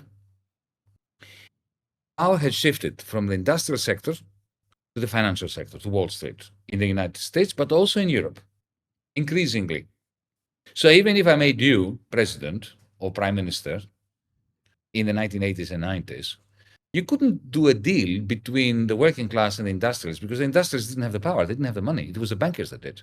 And it's impossible to cut a deal between the financiers and the workers. Or today, the cloud capitalists or cloudalists, as I call them, imagine a government sitting down Jeff Bezos on the one hand and the precariat on the other and saying, we'll cut a deal between you. It's just simply impossible. Physically, it's not possible because of the way that production, exchange, and distribution has been evolving due to technological change. So instead, the fascists put all their eggs in the basket of xenophobia. Okay, they cannot promise you to look after you. I mean, Donald Trump promised it and didn't deliver. And in the end, the only thing that really happens, the dynamic is this. They whip up discontent through the language of Carson, of Trump, of Meloni in Italy. They win power in order supposedly to serve the people, and then they deliver tax cuts to the very rich, especially to the financiers. And then at that point, they get blunted, their own power. So Meloni remains in power in Italy only because she's cut a deal with the establishment, essentially not to be different at all to the previous regime, to the Mario Draghi government, which is really interesting because it's a bit like what happened to the government in which I was minister. After I left, my former comrades that remained in government, who had agreed, they had effectively surrendered to the powers that be fully. They also did exactly what right-wing governments would have done, only with a left-wing tinge, a little bit of pink somewhere, you know. And of course, at that point, the system spits them out, vomits them out. And I think that these fascists will also be vomited out by the system that incorporates them because there is no industrial capital, there are no trade unions, and no government anymore has the capacity to cut a deal, whether it is a National Socialist Nazi deal or a social democratic deal. So I think we're done with all that. Now we have the radical center. We simply have a kind of feudalism with the mediocracy, the media autocracy, and people that are fragmented, precariat, cloud serfs, as I call them, cloud proles, the precariat. As far as China is concerned, because you mentioned China before, let me say that I think that China is a remarkable experiment. It's a work in progress. I don't think we can say China is like this. Whatever we say after China is wrong, because China is many things. From some personal experience I have, there are remarkable left-wing voices in the Chinese Communist Party. Very, very astute minds and very progressive people with whom you would find a lot in common. Not everything, but a lot in common. And they represent workers, cooperatives, prefectures, and so on. But in the same Communist Party Central Committee, you have representatives of big business. The aluminum producers that I was talking about before, Yeah. The cloud capitalists. The So more billionaires than any other party on the planet, sitting active party members. But that's what I'm saying. The class struggle in China is happening within the Central Committee of the Communist Party, and of course, it's completely behind closed doors. It's totally opaque to us to know what is going on. That is a great disadvantage, because opacity is never a friend of progress. But it is an interesting experiment. Let me give you another example. At some point, President Xi decided that the cloudalists, as I call them, the owners of cloud capital, the big tech of China, became too rich and too powerful. So he slapped them down. Yeah. He got rid of them. He said, no. We've given you the right to get rich, but not that rich. So Jack Ma, you can be a billionaire, bugger off. You're out of Alibaba. This is interesting. I wish we could have a system where instead of the autocrat who occupies the position of the general secretary of the Communist Party, we could have a citizens' assembly or, representatives of workers playing that role of slapping down those who acquire too much capital and therefore too much power to extract. Okay, I agree with what you're saying. Maybe I also like the visually. I like the idea of like the Central Committee having closed door Maoist struggle sessions internally, where they're humiliating the counter revolutionary billionaires potentially for engaging in counter revolutionary sentiment. We have no way of understanding what the Chinese government is going to look like in the next 10 years. I don't think. That's why it's so funny when people always say like, oh, China is slated to collapse like tomorrow. Not understanding that like it's that you scoff at this as an economist, but the sentiment of those who at least like care to follow China, even from a negative perspective, is almost always what I'm describing to you. If you go on YouTube and you search China, there are a million essays. If you go on Foreign Policy magazine, even though their attitude has shifted recently. Following the party line. They are following the party line. This is the Washington consensus, the Washington party line. At some point, it's amazing. We don't need in the United States a KGB. We don't need a communist party or a capitalist party, a reactionary party, because it operates as if there is one. You don't actually. No, people do it for free. The beauty of America. There is a party line. Suddenly, they all become anti-Chinese. All the analysts who were proclaiming China as the great capitalist success story, suddenly they are dumping on it, all of them together. Yeah. That is not because something changed in China. That's because there's a new line, a new party line. Yeah. It's very interesting to see that. I mean, that can be talked about in every respect of even leftist organizing. Something is like even when you look at the microcosm of like leftist organizing. In the past, we needed the American government needed COINTELPRO, right? That was a thing that the federal government openly utilized espionage to infiltrate leftist groups, to subvert them, and to cause division, and to either take over or eliminate them, right? And to spy on them and surveil on them. And yet nowadays, like, I don't think there is espionage of that sort. I don't think that the intelligence communities are engaging in that because people do it to themselves anyway. People have adopted those aesthetics so firmly that there is genuine momentum from those who consider themselves to be like leftists who or consider themselves to be socialists of different varieties, constantly infighting and finding new methods of sowing division, wrecking in the old party terminology. We are engaging in wrecking behavior all the time without even recognizing that we're doing it. Mm-hmm. We're volunteering our views to the owners. But at the same time, I have to tell you that as somebody who has, and that is official, this is not it's not hearsay and it's not my allegation. I've got a three-point NSA tap on me because of my relationship with Julian Assange. That has been established in the Madrid court in Spain. I have to say that the national security apparatus of the United States, even though you and I are volunteering our data through Amazon, through Google, and so on, they do not rely on big tech.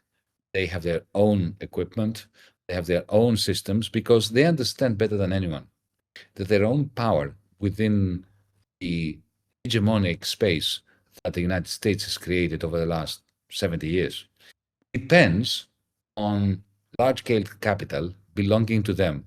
They believe in state ownership of cloud capital with them at the controls. They understand that. But they're still operating at the behest of capital owners, though, right? Like I feel like in the most reductive terms, like the Chinese government owns the corporations, whereas in America and in Western capitalist nations, the corporations still own the government. So all the decision making from the states, usually in the Western world, are done to advance the interests of the capital owning class as a whole. But don't deny agency to the agents. They have some agent. Let me give you an example. In the 1960s, the American car industry was in the process of being wrecked by Japanese imports. Oh, yeah. And the United States could easily have slapped tariffs to prevent Toyotas and Mazdas and Hondas from coming into the country, right? They didn't. And that wasn't because they believed in free trade. It's because they had a plan for using Japan as a proxy for United States power in East Asia. And they wanted a very strong industrial pylon supporting the American dollar in East Asia. And they understood that fully well. I've read transcripts in the Senate, committee hearings, and so on and so forth. And because they had failed in securing China as a vital space where the Japanese cars would be sold, they had to absorb them into the United States. So they actually went to General Motors and they went to Ford and said, okay, listen, we are going to let them in. That will decimate you, but don't worry. We will give you huge defense contracts and other ways of financializing yourself. So you ended up with General Motors becoming a financial company and not a car company. So that's what I mean. They serve the interests of corporate capital, but sometimes they go against what corporate capital instructs them to do, because some of the smarter people in Washington know the interests of corporate America better than corporate America does. Oh, yeah, no, it still serves, because what you just described is still obviously imperialism, which I believe is a necessity under capitalism. So I think that it served the interest of American imperialism, even in the short term, if it did not serve the interests of American capitalists, at least in certain sectors. Marx had put it beautifully in the 18th Brumaire when he said that the state, which is the organ of the bourgeoisie, nevertheless has to wield the Damocles sword over the heads of the bourgeoisie in the bourgeoisie's interests. Yeah, they do the hard stuff sometimes, even if people don't see it, even if they don't have the understanding of an agenda, which, by the way, is yet another argument for the state operating in some way That's why I think it's laughable to say that like the American state is disorganized, or rather, there is no central planning of some sort. After all, our agricultural industry would not exist without severe subsidies, and that's a deliberate mechanism of the state to continue pushing in certain directions, whether it be our interest in fossil fuels, in the way that we subsidize our energy sector. I believe up until maybe like 2016, 2017, 85% of subsidies were still going to fossil fuel providers. So that's like, I think that our state is still operating at the behest of corporations, even when it doesn't seem like it, in the short term. And some of those, I think some of those decisions, some of those gambles that we're making are short-sighted in comparison to how the Chinese state operates, as they very quickly seized on renewable energy as an important sector, and as a growing sector. Partially, they probably couldn't engage in the same level of control over the fossil fuel sector, even though they had, I guess, coal. But they couldn't do that for oil, so they maybe moved in a pragmatic fashion towards working with like the countries that are very resource dense, as far as lithium and many of the minerals that we desperately need for both batteries and the like. But I feel like they are making the right gamble as a state, whereas the Western states are making the wrong gamble and are maybe too far gone to recognize that. Does that make sense? Yes, absolutely. Look, if you want to take an even a quite right-wing perspective on this, you come to the same conclusion that the Chinese Communist Party needs development of its people in order to maintain its legitimacy. The United States system doesn't need that. It simply seeks the reproduction of the capital of the corporate sector. That's all they need. They get their capacity to reproduce themselves politically through this faux democracy, this pretend democracy, with periodic elections that are designed to make sure that the demos is never allowed into the American democracy. And at the same time, they extract about 70% of the rest of the world's capitalist profits, which is recycled through Wall Street. So the Chinese simply looked around and they tried to imagine what the next fuel is. It's not going to be oil. It's going to be solar, and it will be wind, and it will be fission. And they're investing like hell on that. So, the Americans, the only thing that keeps the United States system going is the monopoly of the dollar system. They understand that. That's why they will, they will nuke anyone who tries to subsume or to subvert the power of the dollar. That we must remember. So, speaking of de-dollarization, I guess I have heard some of the things you've said about BRICS nations, which I think is hailed up as an alliance that it will inevitably destroy American currency and the power that it holds. I am not as big as a BRICS believer as I feel like you aren't either, no. Especially considering that like this allegiance is not held by any ideological underpinning. These are countries that are even ironically in conflict with one another. At least the I and the C are in conflict with one another with regular frequency. So what do you have to say to the BRICS defenders? Like, what is your assessment, for those of you who don't know, in the chat about the development of BRICS? While you also answer that, I'm going to run to the bathroom real quick, if you don't mind. Go ahead. I will talk to our audience. Go ahead. Yeah. There's 25,000 people listening to what you have to say. Oh, hello, 45,000 people. Okay. So I think that establishment commentators on the right, underestimate the importance of the BRICS. And my left-wing comrades overestimate the importance of the BRICS. We have. I mean, I would like to see that happening, except that I don't believe it will happen. We would like to see an alternative pole of socioeconomic power and geopolitical power emerging in order to counterbalance American imperialism. And those who still yearn after the Soviet Union, who are nostalgic about the Soviet Union with all its faults, as Hasan said, and they thought that, quite rightly so, that it was a counterbalance for the United States power. And they would like to say, okay, well, BRICS is the new USSR. Well, it isn't. And I think Hasan mentioned some of the reasons why it isn't. There is no common political economy. What is the relationship between the political economy of South Africa, Saudi Arabia, which is now entering the BRICS, Russia, India, and China? They are just completely different kettles of fish. They are in conflict with one another. The most important aspect, however, of BRICS is the common cause they have. And that is the fear of what I was saying before, the power of the United States bestowed upon the United States by the monopoly of international payments. So if you want to make international payments, you're stuck with the dollar these days.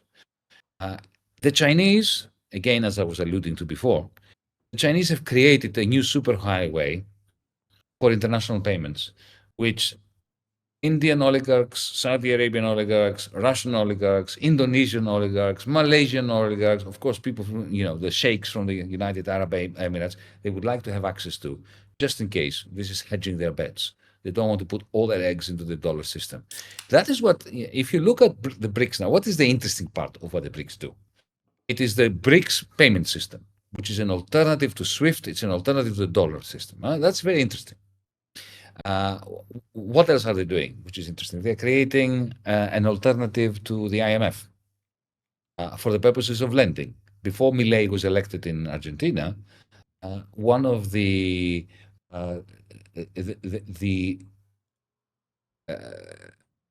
bonds that was maturing by Argentina, and Argentina had to pay to the IMF, was paid for by a loan granted by the Chinese government to the Argentinian government in Argentinian pesos, which meant essentially that the Chinese, who knew, of course, that the Argentinian peso would depreciate relative to the dollar, essentially they were taking the risk of the dollar of the Argentinian peso in repaying part of the debt of Argentina to the IMF. Now, why would the Chinese do that? It's not philanthropy. It's an attempt to bolster this alternative payment and banking system, alternative to the dollar. That is what they have in common. Now, people say, oh, Yanis, does this mean that this is going to be a common currency? No, there can never be a common currency. To have a common currency, you need to have a common capacity to tax, a common capacity to borrow. So for me, the BRICS is an interesting experiment whereby the C, China, creates the financial system, and the B, the R, the I, the S, and all the other letters representing countries that have not entered the BRICS yet, but are in the process of entering, including Saudi Arabia and so on, will be using that system. Now that, friends on the left must understand, is not an alternative ideological bloc like the USSR was. It has very interesting repercussions regarding the monopoly of the dollar and therefore the American capacity to project geopolitical power around the world. But it is work in progress. There are interesting aspects to it, but there's no guarantee that working people are going to benefit from it. Because let's face it, all these capitalists in the BRICS countries still have most of their money in the dollar system, and they want to keep it in the dollar system. Because if you are a producer of BYD cars in China, one of your investors is Warren Buffett. You want to sell them to the Americans. Why would you sell them to the Americans? Because the Americans have a great trade deficit. So the trade deficit of the United States is like a vacuum cleaner sucking BYD cars into the United States. And what do you get? You get dollars, right? So the BRICS payment system and so on for you is a backup mechanism, even if you're a Chinese capitalist. This is what my friends. That is, yes, this is what so unless the working class of China appropriates control of the BRICS payment system. It's good that the BRICS payment system will be created. But then we need the second step. The working class of China, of India, of South Africa and so on, to appropriate this BRICS payment system and make it work for them, not for the capitalists.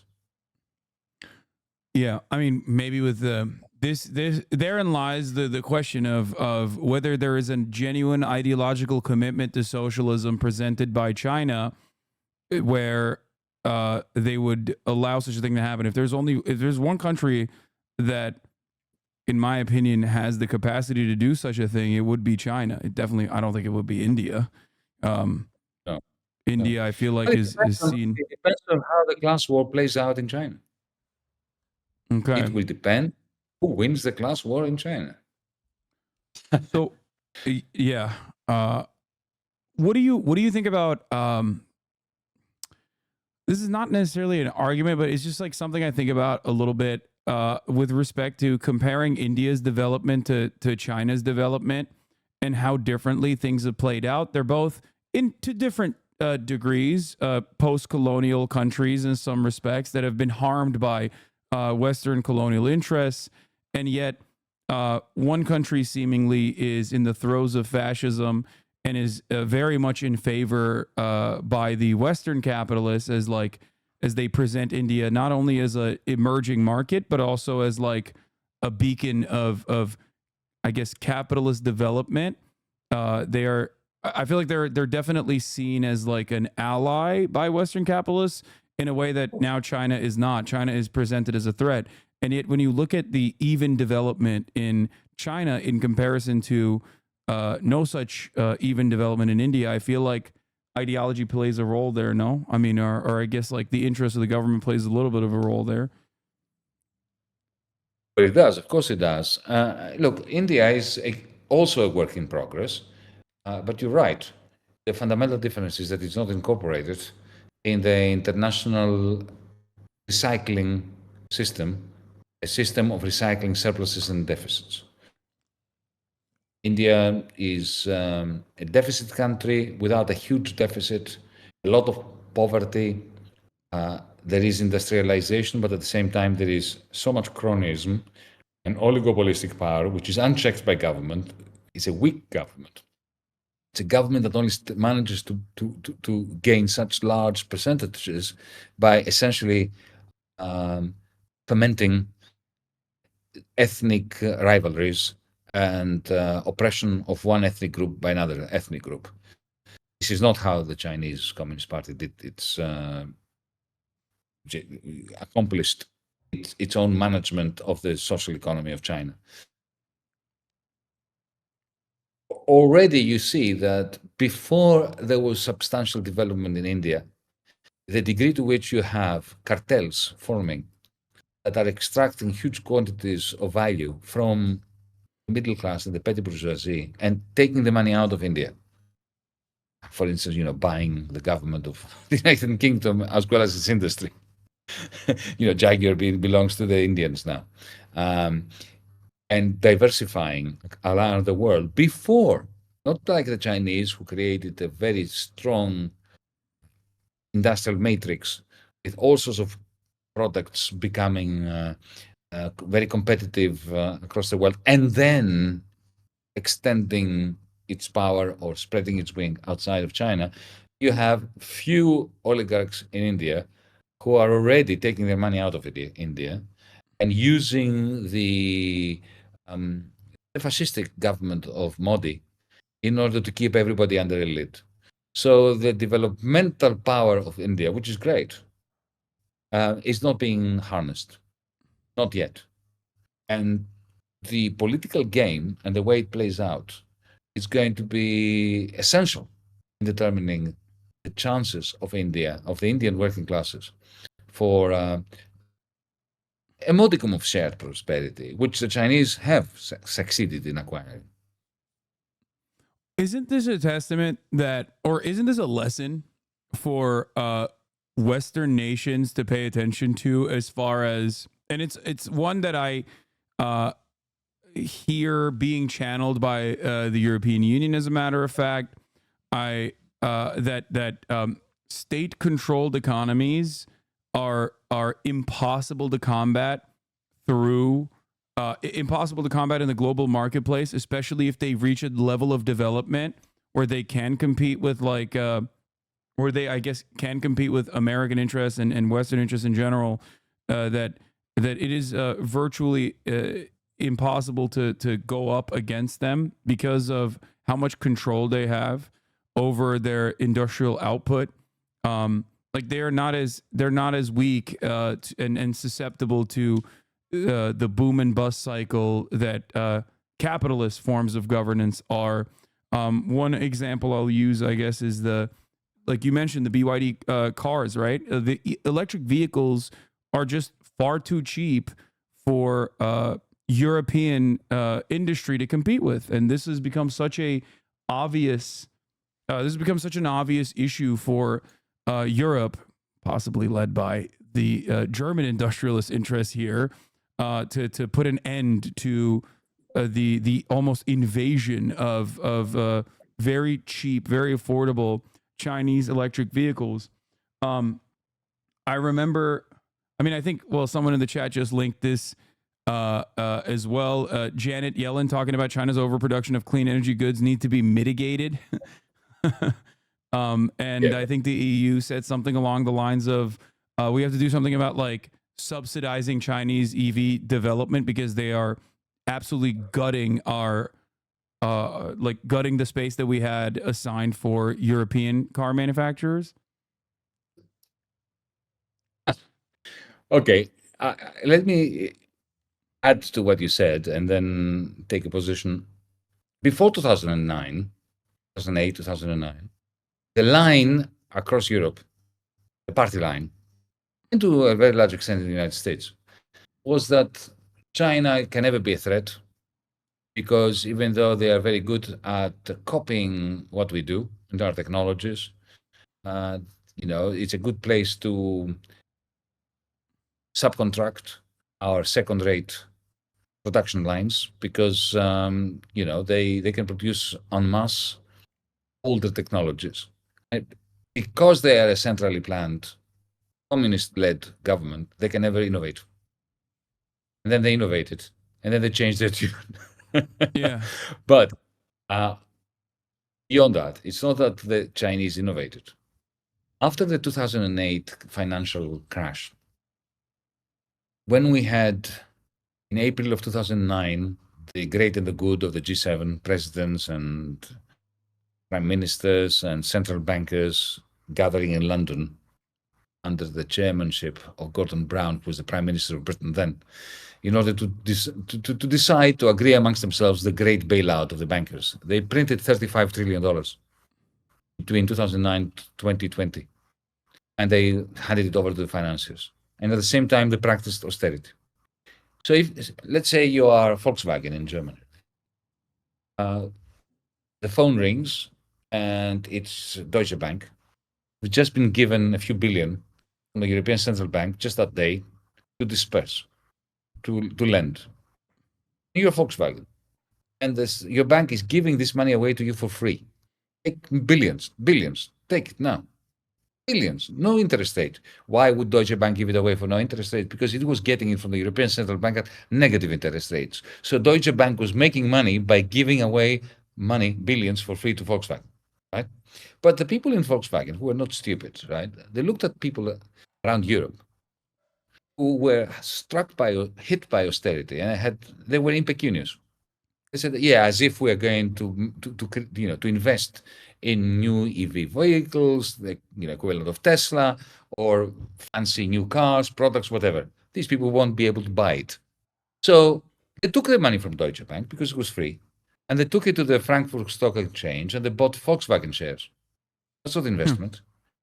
So to cut a long story short, Hasan, between 2009 and 2022, there was no investment in Germany. Zero. The thing that you just mentioned is a product. I mean, is a financial tool that I here in the United States of America am, of course, very familiar with, considering that has been the entire the entire financial transaction for virtually every single massive American corporation since the Reagan era. The process that you described being illegal before the Reagan era, stock buybacks. Yeah, that's what they did. So they didn't invest. Meanwhile, the Chinese were investing as if there is no tomorrow. They boosted their gross capital formation, the actual percentage of income invested, from an already outrageously high 30% to 50%. They built 22,000 miles of superfast trains. You know, they invested massively in battery technology, right? So today, they can produce a remarkable car that is better than Tesla, you know, for $30,000. Not saying When much. Tesla Tesla sucks. Sorry. right? So Volkswagen, who has no access to rare earths, no access to battery technology, they have to buy all that from China. They cannot compete, and then they're kicking and screaming, blue murder, that the Chinese are practicing. You know, they are using unfair trade practices. Rubbish. They haven't been investing for 2 decades while you were asleep at the wheel doing share buybacks. No, absolutely. Yeah, this is very interesting to think about.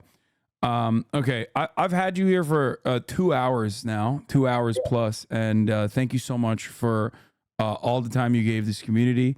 I have a couple last questions. Let me think. There was another thing I wanted to bring up here. I think it was not about investment, but shit. The conversation about stock buybacks just broke my brain a little bit. People want me to ask you about loot boxes and what you think about. There's a lot of Steam Valve interest in this community for understandable reasons. This is this is a gaming platform that we're on primarily. U.S.'s economic allies? No, that's not what it is. Yeah. Okay. What do you think about loot boxes? I don't know much about it because you see, I cut my links since I left there. My job, let me tell you what it was. My job was to study their economy. They had no idea of how that economy worked. It had spontaneously emerged. They had never planned it. They had never designed it. It was just a perfect example of what Hayek referred to as spontaneous order. And I went there and tried to study the dynamics of price formation, of the probability of bubbles inflating and then deflating very suddenly and creating damage to the player community, how the trading rooms should work in order to minimize the costs of subterfuge by people who were leaving and going to eBay. I spent there 1 year. That's what I learned. And then I moved on. Then I had to negotiate with the IMF as the failed finance minister of the most bankrupt European state. Okay, let me ask you. This is silly questions. Now, what do you have to say to those? I personally think this is a very reactionary response to anyone and everyone that is even like remotely presenting of like progressive causes. But one thing that we see in the United States of America is this notion that socialism implies that you have to live a very ascetic lifestyle, that socialism and success are not aligned with one another. You brought up something inadvertently without even probably realizing, but you said, what if I'm selling you a house for $500,000? You're selling me a house for $500,000 and I'm offering you $1 million. You probably don't know this, but I am an owner of a house. I'm living inside of it right now. This is seen as an unimaginable sin by those who have no understanding of socialism. What do you think about the notion that socialism and being successful or being affluent cannot coexist? Well, you see, the whole point about being a socialist is wanting everybody to be well off. Thank you. Not wanting anyone to be a victim of exploitation. Now that, in my case, I have a very nice house here where I am. I can see it's a wonderful kitchen. A very nice place, especially if you saw the view during the day outside. My privilege is bordering on the sinful. The question is, are you prepared, if needs be, are you prepared to downsize, to give it up, so as to live under circumstances of shared prosperity? And the answer must be yes. Yeah. And it is yes. Do I feel guilty that my income is above the median income? No, because I don't think socialism would be promoted if I fell below the median. If it were to be promoted, I would do it. And one final point. We Marxists, we are not against the products of capitalism, of the production line. We are against the social relations of production, which confine ownership of those machines to the 0.001%, and the rest become slaves of that 0.001%. I'm not going to smash my phone because it is an instrument for Jeff Bezos, and I'm not going to smash my motorcycle, particularly my motorcycle, with which I'm in love, because it was produced by Yamaha. There I plugged Yamaha as well. And one final point, if I may. When we fought for equal civil rights in the Deep South of the United States, we did, some of us, or against apartheid in South Africa, or against what's happening now in Gaza. We were privileged. Well, you know what? It takes a little bit of privilege to have the time and the capacity to dedicate yourself to that struggle. Because if I were an Uber driver, driving 15 hours a day in order to put food on the table for my children, I wouldn't be able to have this conversation with you today. I wouldn't be able to write books. I wouldn't be able to agitate. I wouldn't indeed have the power to run for elections. Okay, so let's not fetishize wealth, but not fetishize poverty at the same time. To be rich is to be glorious, in the words of Deng Xiaoping. No, I'm kidding. No, but yes, we have another thing. We have another thing in common. Do you know what we have in common? What do we have in common? We've been speaking for 2 hours, and our dogs have been asleep next to us. Yeah, well, yours behind, mine over there. It's because I work her out in the morning, every morning. Well, your dog is sleeping because it's 1 a.m. over there, but my dog is sleeping because she ran a lot this morning, and I have to do that because I stream for 8 hours every day, agitating and propagandizing to the best of my ability. My dog does the same thing, during the day, after a big run in the morning, a lot of zooming and a lot of sleeping by my dog next to me. So I'm familiar with your circumstances. Yeah. Well, Yanis, thank you so much. Thank you so much for coming on. This was phenomenal. I've been a big fanboy of yours for quite some time. I hope I wasn't too annoying.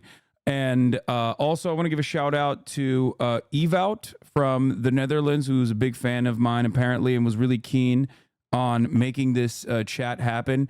It was a little bit difficult, I will admit, to go a little back and forth and secure a time slot, especially with the international time zone difference. Yeah. But I just wanted to give them a shout out. That's what DM25 asked in the DMs. And I am very glad that it happened finally. Are you coming to America anytime soon? Are you coming to LA anytime soon? Not anytime soon. We have European Parliament elections in June, and we are running here in Germany and Italy because we are true internationalists. We're the only people who are running in different countries at the same time. And after that, I think I'm going to collapse during the summer and head for the United States in the autumn. Oh, okay. Well, maybe, who knows? Maybe I'll be in your neck of the woods sometime. So is there anything you want to mention? Is there anything you want to plug before we leave? Two things, if I may.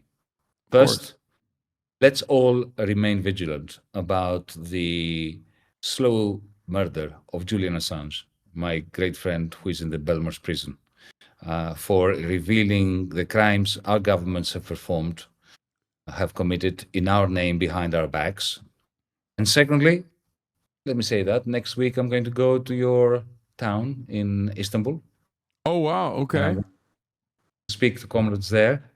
And I think you and I should join forces, amongst other things, in order to bring about greater solidarity amongst progressives in our two countries. I agree 100%. As long as you give us baklava, as long as you say baklava is Turkish. It's in Greek as well. We have the same Oh, word. no. All right. Well, thank you Thank so you, much for Derek. coming on. This was wonderful. Have a good one. Yep. Bye. All right. That was Ioannis Varoufakis, ladies and gentlemen, boys, girls, and MBs. Hasan collab tracker updated here. Let's look at that real quick. There it is.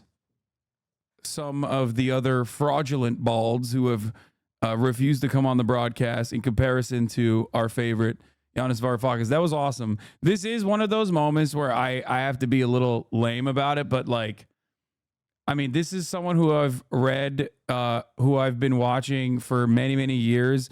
And the fact that I have an opportunity to be able to have a conversation almost as peers, as comrades, as he said, is really, really remarkable.